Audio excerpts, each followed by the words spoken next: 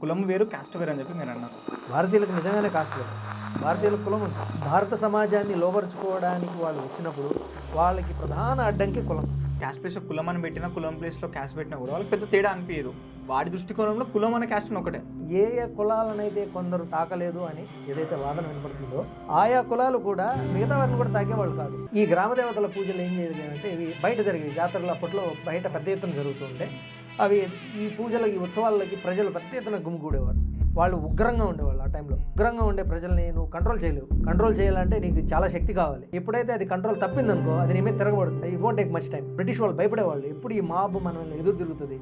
అందువల్ల ఆ గ్రామ దేవతల పూజల్ని చాలా చోట్ల అణిచివేయడానికి అనేక రకాల చట్టాలు అన్అఫీషియల్గా పాస్ చేశారు. అఫీషియల్గా కాదు. ఒక దేవతని మనం సౌమ్య రూపంలో, మిశ్ర రూపంలో, ఉగ్ర రూపంలో ఉపాసిస్తాం. రక్షణ కోరుకునే వాళ్ళు ఎక్కువగా ఉగ్ర రూపాన్ని ఉపాసిస్తారు. ఈ దట్టమైన అడవిలాగా ఉండే ఈ గ్రామదేవతల పూజలను, వాటి మూఢనమ్మకాలను నరికేస్తే చర్చలు కడతారని చెప్పి ఆయన రాసుకుంటూ వచ్చాడు. ఆయన అంటే దేవతకి ఇచ్చేదే బలే, మనిషిని చంపడం బలి కదా. నా ఉద్దేశంలో ఈ క్యాపిటలిజం, కమ్యూనిజం కోసం జరుగుతున్న ఈ హత్యలన్నీ ఇవన్నీ బలులే. ఆ మతాలకి జరుగుతున్నాయి హత్యలు. సో ఇవన్నీ నరబలులు కాదా?